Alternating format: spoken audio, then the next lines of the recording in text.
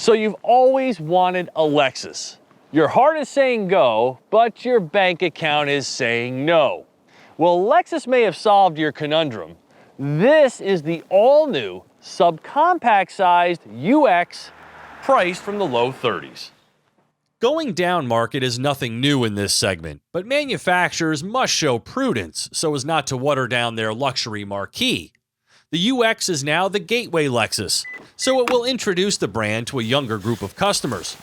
Last year, I tested this crossover's Toyota counterpart, the CHR, and came away with a favorable opinion, even though it needed some packaging tweaks, mainly more stuff and the option of all-wheel drive.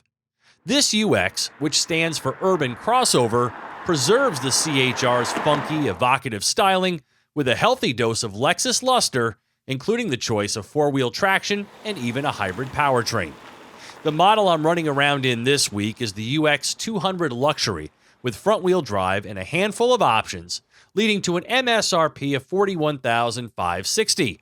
As compared with the base UX, the Luxury adds a power rear hatch with kick sensor for hands-free operation, driver's side memory settings, a blind spot monitor, and much more to give its occupants a complete premium experience.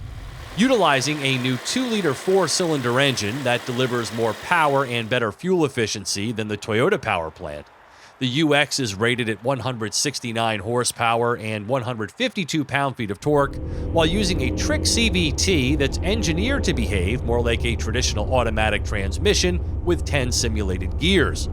In the urban environment for which it is intended, the driving experience is quite agreeable, with enough grunt to move things along when needed, crisp steering, and a chassis that profits from lightweight materials and a low center of gravity to imbue the UX with a dialed-in agility. The fully independent suspension delivers a welcome feeling of driver control while preserving a Lexus level of comfort. It's also quiet, but not to the typically high Lexus standard. You'll actually hear some road noise in here. It's sized so neatly that maneuvering in traffic and finding suitable parking is a breeze, one of the best parts of owning a small car. And if the cadmium orange paint didn't already awaken the senses, this glazed caramel interior certainly will. It's in here where the UX comes closest to earning its asking price. Beautiful to the eye as well as to the touch, with synthetic leather that is soft and feels like the real deal.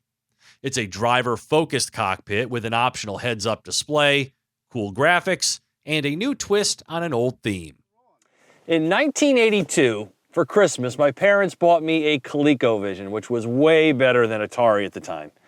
And then prior to that, I had an Odyssey, which I believe was made by the company Panasonic. Now, why do I bring this up? Because when I use this little system here that Lexus has called Inform with this touchpad, hear that? It reminds me of playing Pong on my Odyssey game. You know I'm not a fan of how Lexus presents its infotainment, but this new controller on the center console does make it better in that you can do more without having to use the touchpad, which is aggravating to control. It also includes Apple CarPlay, but not Android Auto, and comes with an upgraded 8-speaker sound system that sounds okay. There are heated and cooled seats with an auto setting that detects your presence, auto high beams, and dynamic radar cruise control. And as long as those in the front aren't giraffes, rear seat head and legroom are just enough to keep your passengers from complaining. There are also a couple of USB ports back here. What seemed exciting and attractive at $25,000 is less so at over $40,000. Now, the platform from which the UX is built is solid and can definitely facilitate some frisky driving. But this 2-liter engine and Nuvo CVT just don't cut it in a Lexus.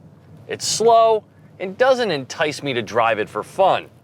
Now, on the other hand, I really love this upscale cabin, minus you-know-what, and the sizing really isn't prohibitive.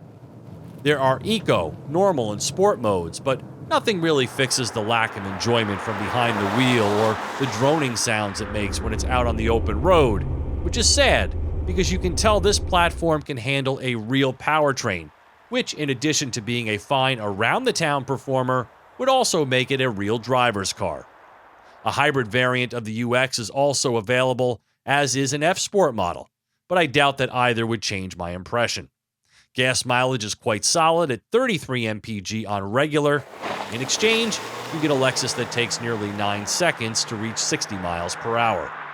So the UX is a simple case of a small luxury crossover with a lot of show and very little go. It'll appeal to the brand conscious, but not at all to those who fancy themselves as passionate drivers. For TestDriveNow.com, I'm Steve Hammis.